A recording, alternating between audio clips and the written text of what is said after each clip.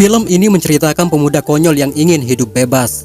Namun semua itu terbalik sebab ia berdarah aliran iblis.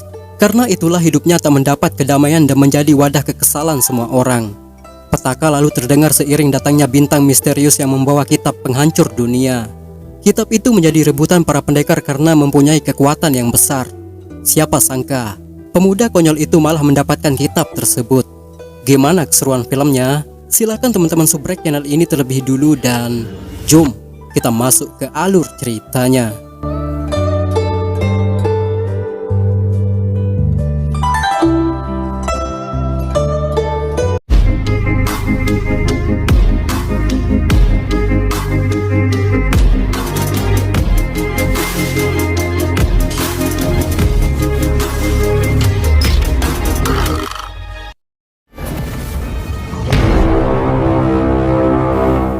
Film dibuka dengan ratusan burung gagak yang berterbangan.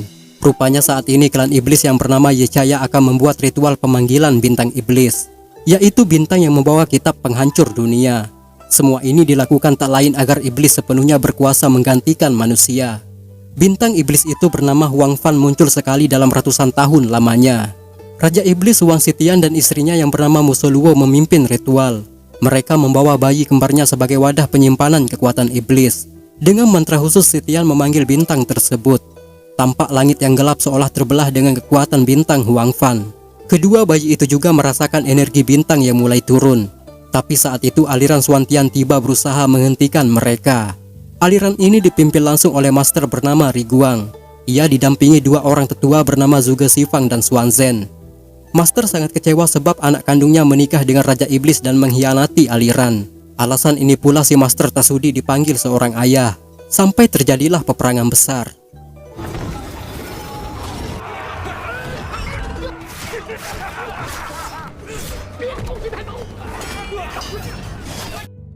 Dalam pertarungan itu Xuanzhen menikam Raja Iblis namun ia terkena serangan yang membakar wajahnya. Suoluo dengan segera mentransfer energinya ke bintang Huang Fan bersama tubuh si suami yang telah berubah. Alhasil bintang itu pun aktif dalam rupa monster api bertanduk. Terlihat juga kekuatannya turun ke bumi dengan ledakan yang dahsyat.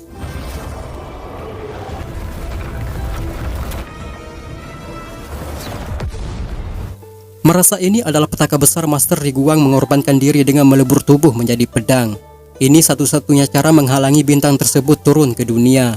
Atas pengorbanan ini pula dunia diselamatkan. Bintang Huang Fan tersegel. Klan iblis yang tersisa melarikan diri, tentu mereka akan menyusun kekuatan yang baru.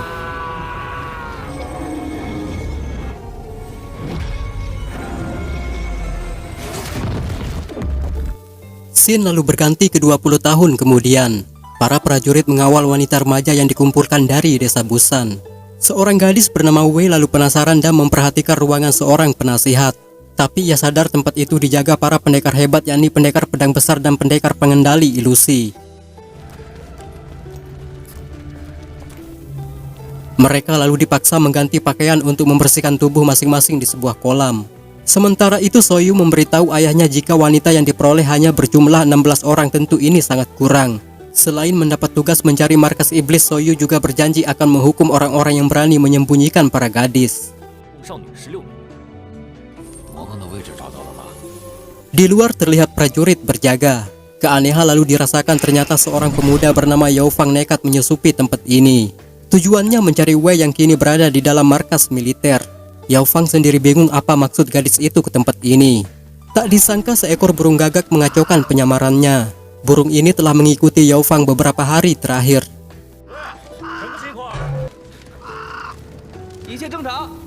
Para wanita bingung entah bagaimana nasib mereka selanjutnya. Di saat seperti ini pendekar pedang besar tiba memilih salah satu di antaranya. Mereka ketakutan tapi tak bisa melawan. Sementara itu Yao Fang menyamar menjadi prajurit. Ia lalu mendengar suara teriakan seorang wanita yang tengah dihabisi pendekar besar. Di sini ia tahu kalau para wanita akan dijadikan korban. Kekhawatirannya terhadap Wei tentu semakin besar. Seperti yang terlihat seorang gadis menangis, ia tahu setiap mereka yang telah berada di tempat ini tak bisa keluar dengan selamat. Wanita ini lalu mengajak rekannya sebaiknya menyelamatkan diri. Tampak dua orang penjaga marah terhadapnya karena dianggap membuat keributan. Wanita itu berusaha menyelamatkan diri tapi malah diberi hukuman. Untung Wei datang tepat waktu menolong. Ia juga akhirnya bertemu dengan Yao Fang. Secara langsung Wei memberitahu Yao Fang dengan firasat buruknya kenapa gadis-gadis desa dikumpulkan dan dibawa ke markas militer. Wei yakin ada rahasia disembunyikan oleh penasihat. Terlebih lagi Yao Fang memberitahu atas apa yang dilihat tadi. Sejenak Yao Fang kesal kepada Wei karena ceroboh mengambil keputusan yang bisa membahayakan dirinya sendiri. Namun gadis ini tak peduli dan tetap mencari tahu apa sebenarnya yang dilakukan penasihat kerajaan. Terpaksa Yao Fang terlibat mengikuti dan menyelinap ke kemah pejabat tersebut. Hal tak terduga lalu dilihat, di mana penasihat ini menyedot energi dari kedua gadis itu hanya untuk memulihkan keadaannya yang melemah. Yang lebih mengejutkan lagi ternyata penasihat ini adalah tetua Xuan Zhen, yaitu orang yang berjasa ketika berperang melawan klan iblis di masa lalu. Wei juga tak menyangka penasihat menganut kekuatan Dongyi yang berasal dari darah perawan yang disedot. Tak lama setelah itu keberadaan mereka diketahui. Yao Fang dengan segera mengajak Wei keluar dari tempat ini, tapi terlalu sulit sebab prajurit telah mengepung mereka. Pendekar pedang besar juga memberi serangan mematikan sampai keduanya pun tertangkap.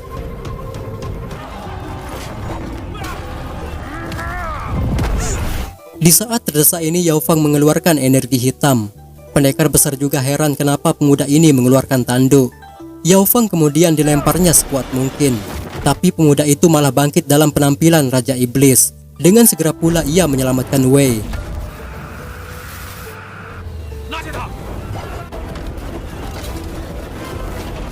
Xuan Zhen yang melihat kejadian barusan tahu kalau pemuda itu jelmaan dari pil iblis, yaitu bayi yang memperoleh kekuatan bintang Huang Fan. Ia lalu memerintahkan semua anak buahnya mencari pemuda tersebut. Singkat cerita, hari pun berganti. Di perjalanan mereka dihadang seekor burung gagak yang menjelma menjadi manusia. Pemuda ini bernama Di Yi. Yao Fang sendiri sangat marah baru menyadari burung yang mengikutinya beberapa hari ini ternyata iblis. Ia juga bertanya apa yang diinginkan sebenarnya. Di Yi lalu memberitahu kalau klan iblis telah mencarinya selama 20 tahun. Ia juga memperkenalkan diri sebagai Raja Iblis Muda yang terlahir dari darah manusia dan iblis sama seperti Yao Fang. Dalam kata lain mereka bersaudara. Merekalah bayi kembar yang memperoleh pil iblis tersebut. Di Yi menjelaskan hanya dengan menyatukan kekuatan dunia bisa dihancurkan. Dari itu ia mengajak Yao Fang kembali ke markas iblisnya. Yao Fang menolak sebab merasa tak punya keterkaitan apalagi menjadi bagian mereka. Di Yi lalu menyuruh Yao Fang melihat wujudnya yang sekarang. Yao Fang terkejut baru menyadari dirinya memiliki tanduk. Fakta menjawab dia memanglah keturunan iblis. Selain itu Yao Fang meluahkan amarahnya. Kenapa ia ditinggalkan semenjak bayi dan hidup bersama manusia yang terus merendahkan bahkan menganggapnya manusia iblis. Amarahnya ini ditujukan kepada wanita yang telah melahirkannya. Dia yang merasa ucapan itu tidak sopan memprotes, namun ia malah dicaci. Ia merasa tak ada cara lain terkecuali bertarunglah untuk menyadarkan Yao Fang.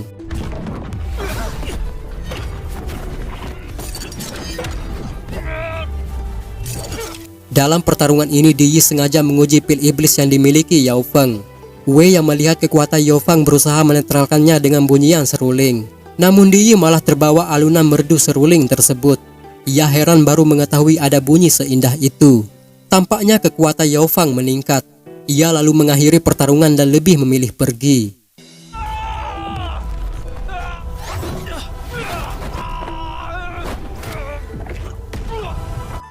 Atas kejadian ini pula Di Yi memberitahu si Dewi atau ibunya. Ia juga mendapat perintah agar saudaranya itu dibawa ke markas mereka.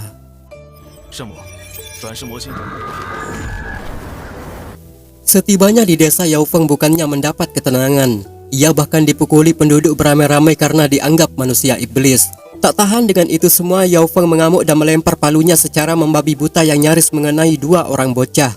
Untung seorang tetua menahan palu tersebut. Ia juga memulihkan keadaan Yao Fang menjadi manusia biasa.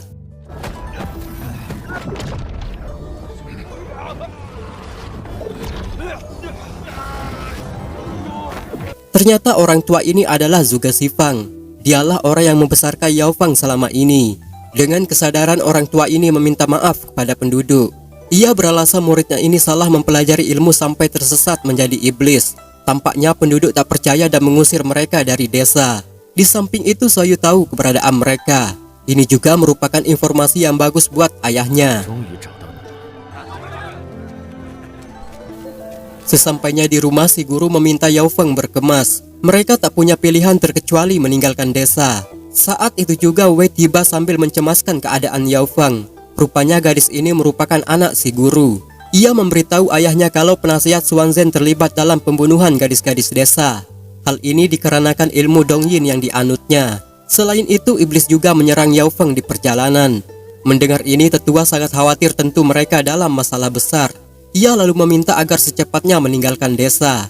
Tapi Yao Feng menolak sebab merasa tak bersalah. Ia bahkan bertanya siapa dirinya yang sebenarnya.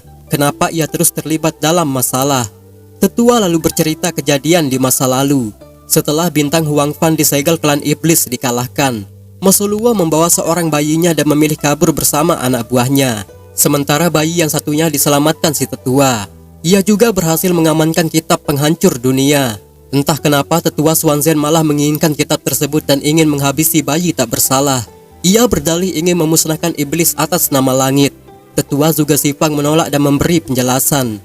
Kemungkinan hawa iblis di dalam tubuh bayi ini bisa dihilangkan. Selain tak berdosa, bayi ini juga merupakan cucu senior mereka. Karena Angku Xuanzhen tak mau peduli.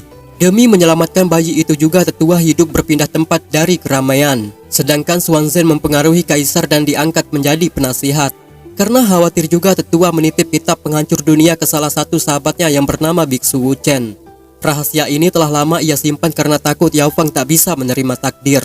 Seperti yang terlihat, Yao Feng menangis terseduh-seduh. Wei mencoba menenangkannya, tapi anjrit ia malah bangga dan sombong mengetahui asal-usulnya. Pastilah ia terlahir menjadi seorang hebat dan mempunyai kekuatan yang besar. Sedikit Wei jengkel atas ucapan itu. Si guru juga memberi nasihat. Jika Yao Feng mempunyai kekuatan besar, nantinya haruslah kekuatan itu digunakan untuk melindungi kehidupan, bukan untuk menghancurkan dunia. Di saat itu si guru lalu merasakan kehadiran iblis. Rupanya Di Yi datang untuk mencari Yao Feng. Pertemuan ini membuka rahasia lama, di mana si guru kini tahu jika bayi waktu itu adalah Di Yi yang sekarang. Jelas dia adalah saudara Yao Feng dan memiliki pil iblis yang sama. Di Yi berkata kalau ibunya juga pernah menceritakan kejadian lalu. Sekiranya Yao Feng tak dibawa tetua, mungkin klan iblis telah bangkit sejak lama. Dari itu ia meminta agar Yao Feng ikut bersamanya kembali ke klan mereka. Yao Feng terlihat marah karena harus terlibat dengan masalah ini lagi. Ia merasa tak mempunyai kebebasan. Perdebatan keduanya terjadi, tapi anak buah Xuanzhen tiba saat itu juga dan melakukan penyerangan.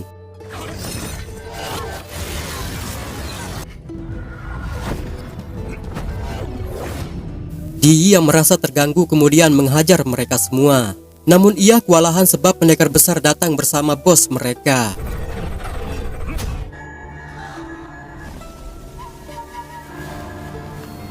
Tetua yang merasa kondisi ini tak baik meminta Yao Feng dan Wei segera mencari Biksu Wu Chen. Sementara dia akan menghadapi Xuanzhen. Tampak percakapan kedua sahabat lama mulai memanas. Xuanzhen lalu merasakan ada kekuatan iblis. Dengan segera ia menyerang Di Yi berniat menghisap kekuatannya. Untung juga tetua menghalangi sampai Di Yi terselamatkan, tapi ia sendiri yang menjadi korban.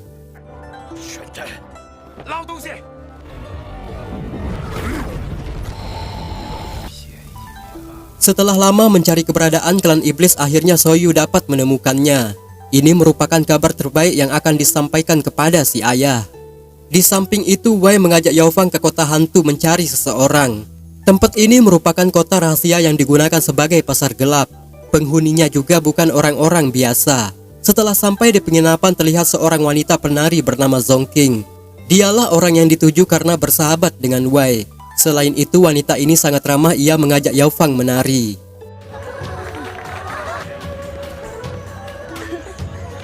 Wei lalu memberitahu maksud kedatangannya, yaitu ingin pergi ke Pulau Putih. Untuk menuju tempat itu, Zongqing akan mengutus anak buahnya dan menyewa perahu untuk mereka. Tampak wanita ini juga kagum melihat ketampanan Yao Feng yang selama ini sering dibicarakan oleh Wei. Atas ucapan itu, Yao Feng semakin pede dan bergaya di hadapan Wei.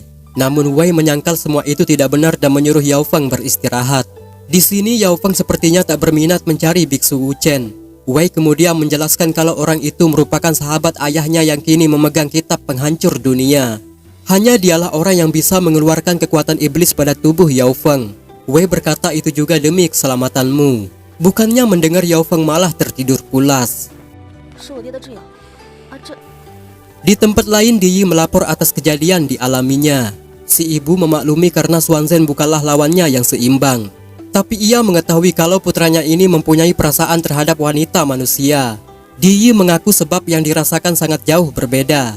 Di dunia manusia ia merasakan kedamaian dan juga keindahan. Si ibu yang mendengar itu marah dan mengingatkan tujuan utamanya yaitu membangkitkan klan iblis. Di Yi lalu berjanji tak akan mengecewakan ibunya lagi. Selain itu si ibu juga mengutus seorang wanita bernama Huanji yang akan membantunya. Wanita ini juga sangat bersedia sebab menaruh hati pada Di Yi. Ia lalu melepaskan sihir berupa serangga-serangga kecil. Singkat cerita, Zongking yang sedang mandi pun mulai diserang ribuan serangga. Teriakan itu kemudian disadari oleh Wei. Saking nyenyaknya, Yao Fang malah tak mendengar apapun sampai binatang kecil itu membangunkannya. Perlahan Wei turun mengamati situasi. Yao Fang mencarinya namun ia dikejutkan dengan kedatangan Huanji. Wanita ini memberitahu tujuannya tak lain mengajak Yao Fang kembali ke istana iblis. Di sini Yao Fang menolak, ia bahkan berkata tak ingin terlibat dengan klan iblis ataupun manusia. Sebab yang diinginkan hanyalah kebebasan. Saat itu juga Wei mulai curiga telah terjadi sesuatu. Tingkah aneh yang ditunjukkan Zongking semakin membuatnya takut. Dilihatnya juga semua penghuni telah dikuasai jiwa iblis. Keributan itu membuat Yao Fang cemas dengan keselamatan Wei. Berbekal palu ia langsung menuju tempat itu dan menolongnya.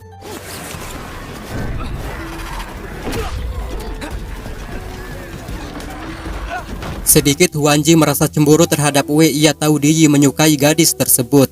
Tak ada cara lain keduanya lalu melompat dari ketinggian meninggalkan tempat ini. Namun Huanji menghadang sampai mereka terjebak. Melihat temannya tak sadar, Wei mencoba mendekati. Tapi Yao Fang melarangnya sampai pemandangan pun berubah. Rupanya pendekar besar tiba menghabisi semua orang yang dirasuki. Wei berusaha menyadarkan Zongking namun sayang wanita itu berakhir di ujung pedang. Wei sangat marah mengetahui kabar ayahnya telah mati.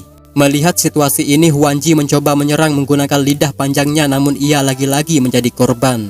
Sepertinya pendekar besar bukanlah tandingan mereka. Meski demikian, Yao Fang memberanikan diri melawan.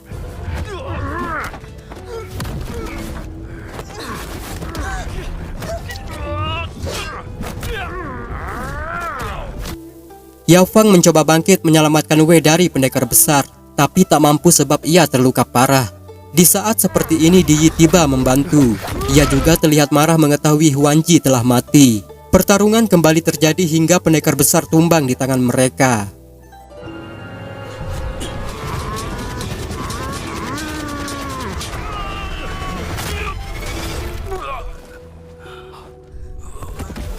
Tak henti juga Di Yi mengajak Yao Fang kembali ke istana iblis. Dia yang mendengar ucapan itu lagi terlihat bosan dan meminta penjelasan.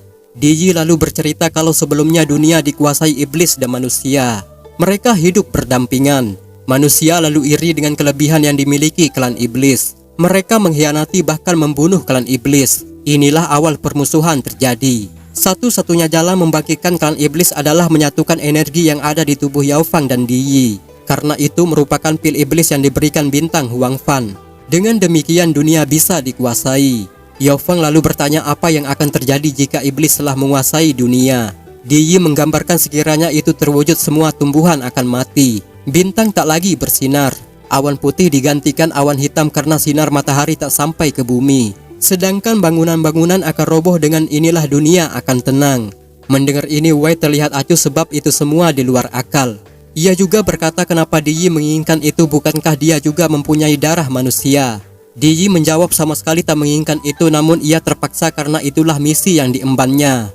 Atas hal ini Yao Fang setuju kembali ke istana iblis. Tapi sebelum itu mereka terlebih dulu menemukan kitab penghancur dunia yang kini berada di tangan Biksu Wu Chen. Ini juga merupakan syarat setelah kekuatan mereka disatukan. Terlihat Wei tak setuju. Yao Fang lalu menjelaskan ini hanya untuk memanfaatkan Di Yi semata. Ia khawatir akan ada rintangan di perjalanan. Selain itu Yao Fang yakin jika Biksu Wu Chen mampu mengatasi ini. Mereka lalu sepakat dan menuju Pulau Campu tempat Biksu Wu Chen berada. Di lain sisi Sayu memberitahu ayahnya tentang keberadaan istana iblis. Si ayah yang baru saja selesai menghabisi para wanita sangat senang mendengar kabar itu. Ia juga terlihat jauh lebih muda dan melarang Soyu menyebutnya ayah melainkan penasihat.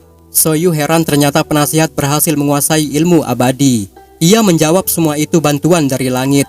Penasaran akan itu, Soyu memasuki kolam dan melihat beberapa korban yang telah mati. Dalam perjalanan ke pulau, Wei memainkan seruling yang sangat terdengar merdu. Diyi terbawa suasana kemudian bertanya tentang judul instrumen yang dimainkan. Wei memberitahu kalau lagu itu berjudul Dunia Manusia. Semua itu diajarkan oleh ayahnya. Walaupun lagu itu tak sempurna tapi dapat menggambarkan tentang kehidupan manusia yang terus berlanjut.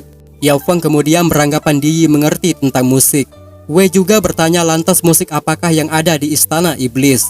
Dengan tak bersemangat, Diyi memberitahu kalau musik di sana tak diperbolehkan ibunya. Ia takut mental klan iblis rapuh dan melupakan kebencian serta balas dendam. Dari itu di sana hanya terdengar dentuman kecil yang berupa tangisan dan penderitaan. Mendengar itu, Yao Feng sangat keheranan tak bisa membayangkannya. Ia juga meremehkan musik yang dimainkan oleh Wei yang pasti semua orang bisa melakukannya. Menurutnya itu terdiri dari satu susunan bunyi yang dikembangkan. Wei lalu memberikan seruling untuk dimainkan Yao Feng. Keduanya kemudian saling ejek kalau air liur yang membasahi seruling itu sangat berbau. Melihat mereka, Diyi pertama kali menampakkan senyum tipis. Wei yang memperhatikan itu kagum disangkanya pemuda itu tak bisa ceria. Tak lama kemudian asap hitam merubah suasana dan membawa mereka masuk ke alam ilusi. Di dalamnya mereka dipersalahkan atas setiap kejadian. Rupanya itu permainan dari pendekar pengendali ilusi yang telah menyamar. Ia sendiri tahu apa yang tengah dipikirkan masing-masing. Di saat ingin menghabisi mereka, datanglah seorang biksu menolong. Rupanya biksu ini tak lain adalah biksu Wuchen yang memang mereka cari.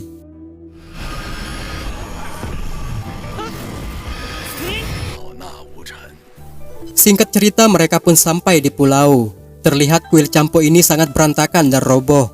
Biksu menjelaskan ini lebih baik karena bisa menghindari gangguan dunia luar. Wei juga bertanya tentang pemahaman biksu mengenai kitab tersebut. Ternyata biksu telah tahu kejadian di masa lalu ketika peperangan terjadi. Ia juga menceritakan tentang bintang Huangfan yang terhalang turun ke dunia dan membagi pil iblis menjadi dua, yaitu pada tubuh Yao Feng dan Diyi. Bayi sebagai wadah penyimpanan kekuatan juga tak sembarang karena harus terlahir pada hari yang buruk. Siapa sangka bayi itu ternyata kembar. Hanya dengan cara menyatukan pil iblis ke salah satu tubuh mereka maka bisa menyimpan kekuatan bintang Huangfan. Wei lalu memperjelas sekiranya kekuatan milik Yao Feng dipindahkan ke Diyi, apakah Yao Feng bisa menjadi manusia seutuhnya. Biksu tak menjawab dan hanya tersenyum. Rupanya Suoluo tahu keberadaan mereka. Ia memerintahkan anak buahnya ke tempat tersebut. Tapi bertepatan itu juga Soyu datang bersama ayahnya. Suoluo yang melihat musuh bebuyutannya pun menjadi marah. Pertarungan terjadi namun ia dikalahkan oleh Xuanzhen.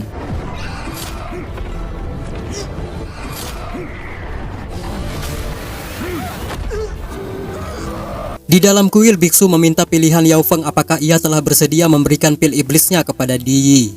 Terlihat Yao Feng ragu memberikannya sebab ia tak percaya terhadap Diyi.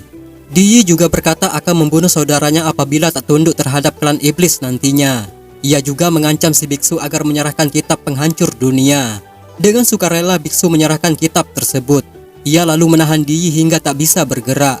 Seperti dugaannya, Yao Feng merasa lega karena biksu pasti melakukan hal itu.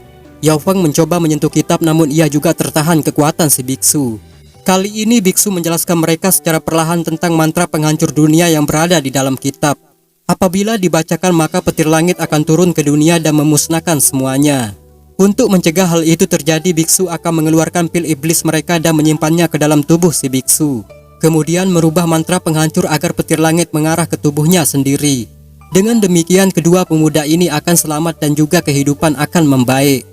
Mendengar itu, Yao Feng tak setuju jika si biksu harus mengorbankan diri seperti gurunya.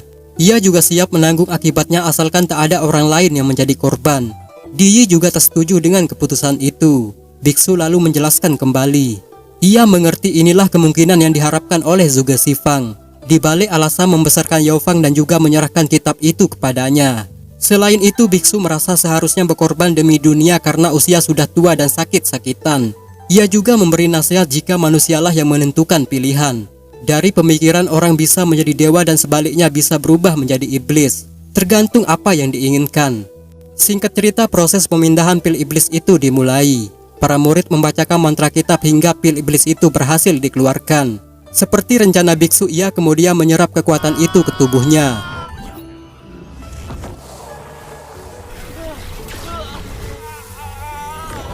Namun keanehan terjadi, seorang murid bangkit dari tempat duduk. Rupanya orang itu tak lain pendekar ilusi.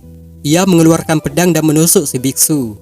Kekuatan yang tadinya berhasil dikumpulkan seketika keluar dengan efek ledakan yang membuat mereka semua terpental. Tampak pendekar ilusi sangat senang dan merasa akan memperoleh kekuatan tersebut. Di saat hendak mengambil kekuatan, rupanya pedang terbang menghalangi, membuatnya mati seketika. Ternyata itu serangan Swanzen yang merasa dihianati. Ia juga tak sabar ingin memperoleh kekuatan yang telah lama dinantikan. Swanzen lalu berkata tak ingin menjadi manusia. Ia lebih ingin menjadi iblis sebab iblis tak bisa menua, selalu terlahir kembali dan mempunyai kekuatan yang besar. Mereka yang mendengar itu berusaha mencegah. Di yang baru tahu ibunya dicelakai pun semakin marah sampai pertarungan terjadi.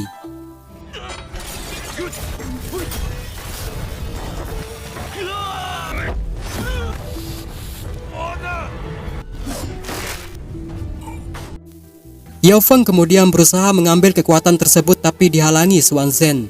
Di sini Soyu sejenak memprotes akan keinginan ayahnya yang dianggap gila.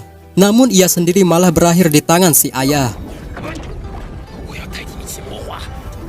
Dengan tekad yang keras, Yao Feng akhirnya berhasil memperoleh kekuatan iblis. Terlihat wujudnya berubah ke sosok iblis dengan kekuatan yang berlipat ganda. Swanzen tak menyangka ini akan terjadi. Mau tak mau ia harus menghadapi Yao Feng yang kini berkekuatan besar.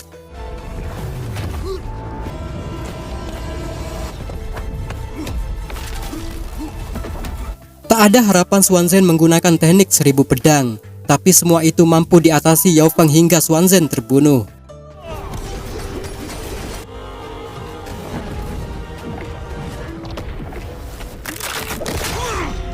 Tak lama setelah itu Yao Feng mulai merasakan kekuatan itu tak stabil.